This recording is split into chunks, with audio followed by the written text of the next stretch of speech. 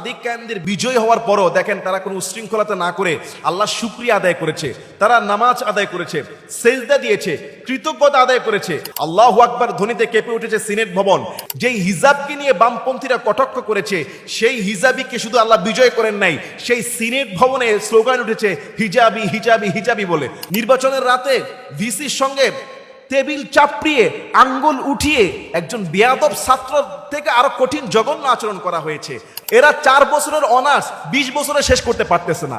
আমি বলবো বিশ্ববিদ্যালয়ের যে আপনারা সম্মানিত ভিসি স্যাররা, আপনারা আগের মতো ভয় পাবেন না, আপনারা সোজা হয়ে বসেন। এই সমস্ত 15-20 বছরে যারা অনার্স শেষ করতে পারে না, একটা লাথি মেরে এদেরকে ক্লাস 1-এ প্লেতে নামাইয়া দেন। ডাকসু নির্বাচনে সাদিক কায়েমদের জয় জয়কার।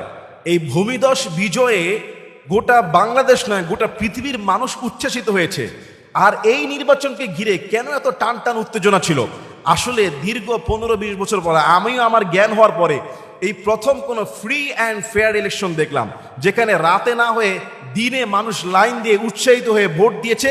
প্রত্যেক প্রার্থী তারা স্বাধীনভাবে প্রচার প্রচারণা চালিয়েছে এবং শেষ পর্যন্ত লড়াই করেছে। আর এই বিজয়ে সাদিক কায়েমদের জয় নয়, এটা বাংলাদেশি মুসলিমদের জয়। তসলিমা নাসরিনের মতো বামরা যেখানে লেখালেখি করে কান্নাকাটি শুরু করে দিয়েছে, সেখানে বুঝতে হবে বাংলাদেশের মানুষ ডানপন্থী এবং অন দ্য ওয়েতে, রাইট ওয়েতে তারা আছে। আমি দেখেছি যে সাদিক কায়েমদের বিজয়ের পরে তারা শুকরিয়ার সেজদায় পড়েছে, আলহামদুলিল্লাহ।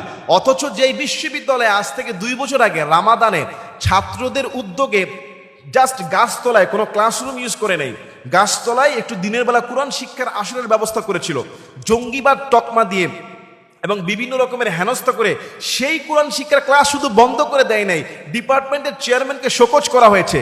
ঢাবি বিশ্ববিদ্যালয়ের ইতিহাসে সর্বসেরা একজন ভিসি পেয়েছে, যিনি বলেছে যে নির্বাচনের ফলাফল নিয়ে কোনো মেকানিজম হবে না, যেটা ছাত্রছাত্রীরা ভোট দিবে সেই চূড়ান্ত রেজাল্ট ঘোষণা করতে হবে।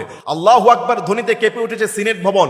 ঢাবি ইউনিভার্সিটিতে অনেক দিন পরে আল্লাহু আকবার ধ্বনিতে মুখরিত হয়েছে। যেই হিজাবকে নিয়ে বামপন্থীরা কটাক্ষ করেছে, সেই হিজাবিকে শুধু আল্লাহ বিজয় করেন নাই, সেই সিনেট ভবনে স্লোগান উঠেছে হিজাবি হিজাবি হিজাবি বলে। আল্লাহু আকবার।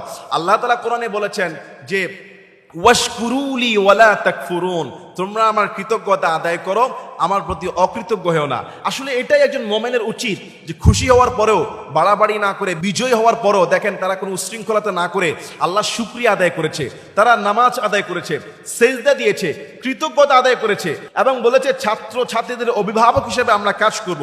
আর এই নিয়ামতের শুকরিয়ার ফলাফল কি হবে?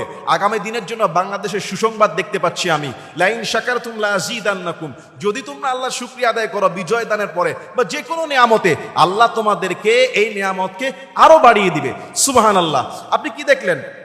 যকসু নির্বাচন, জগন্নাথ ইউনিভার্সিটি না, জাহাঙ্গীরনগর ইউনিভার্সিটির নির্বাচনের আগের রাতের ভোট ব্যালট, সেটা কি তারা ছড়িয়ে নিচ্ছে। তখন একজন সাংবাদিক ভিডিও করলো, সেই ভিডিও ডিলিট করে দেওয়া হলো। তার মানে কি বোঝাতে চাচ্ছে?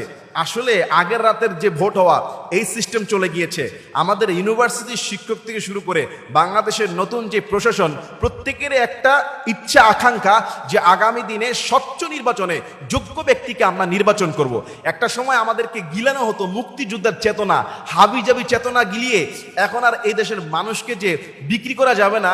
আজকে 15-20 বছর পরে তারুণ্যের নতুন ভোটাররা সিদ্ধান্ত নিচ্ছে যে আমরা এমন একজন ইমাম সমাজের নির্বাচিত করব, যে শুধু সমাজকে নেতৃত্ব দিবে না, সে হবে ভদ্র, নম্র এবং নামাজি, দিনদার, মুত্তাকি, ফরেজগার।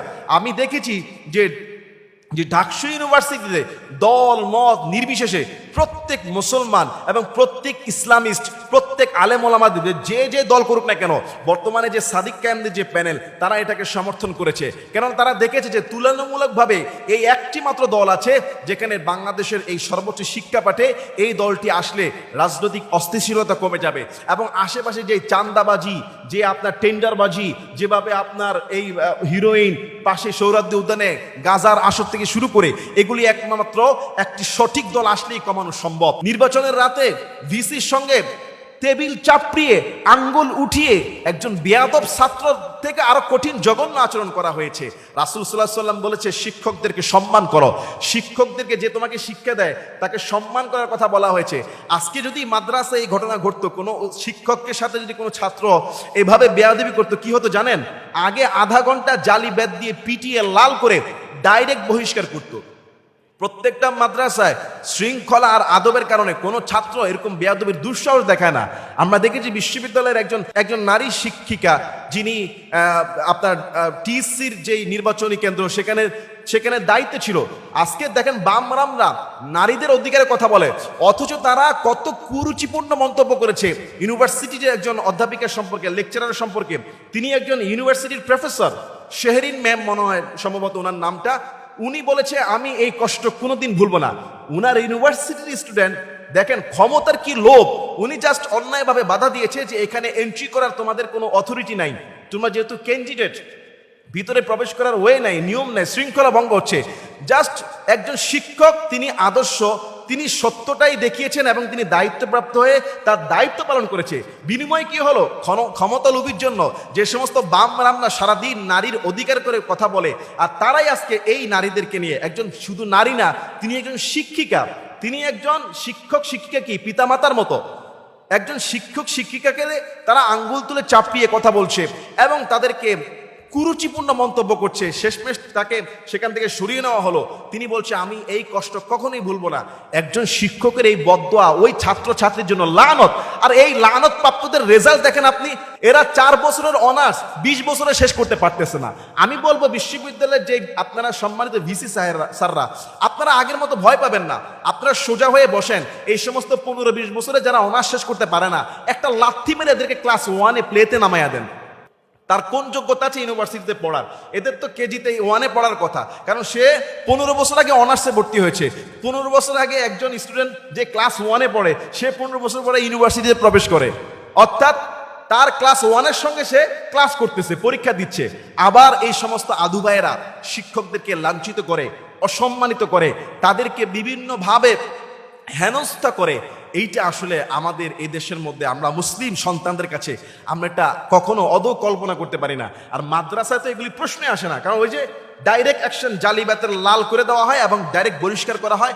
এরকম শৃঙ্খলা আদব ইউনিভার্সিটিতে আসা দরকার, যাতে চোখ তুলে কথা বলতে না পারে। আজকে ভোট ব্যালট এগুলি জাকসুতে দেখলাম চুরি করা শুরু করে দিয়েছে আগের রাতে। আরে ভাই, এই হিম্মত রাখেন, মানুষ পছন্দ করলে আপনি জিতবেন, জোর করে না জিততে পারলে কান্নাকাটি করে লাভ আছে? আল্লাহ আমাদের সবাইকে আগামী দিনের বাংলাদেশে, এটা তো ঢাকসু নির্বাচন হলো, আগামীর বাংলাদেশে নতুন একজন ইমাম, নতুন একজন এমন নেতা দান করুন, যিনি ইসলামিক শরিয়া সম্মতভাবে এই রাষ্ট্রকে কায়েম করবে, প্রচার করবে, যিনি শুধু রাষ্ট্রের রাষ্ট্রনায়ক হবে না, যিনি মসজিদে গেলে মুসল্লিদের ইমামতি করার যোগ্যতা রাখে, এমন একজন আলেমে দ্বীন, এমন একজন ধর্মীয় নেতা, এমন একজন ইসলামী মনোভাবাপন্ন ওমরে ফারুকের মতো খলিফার মতো আল্লাহ আমাদেরকে নতুন খলিফা দান করুন। আল্লাহুম্মা আমিন।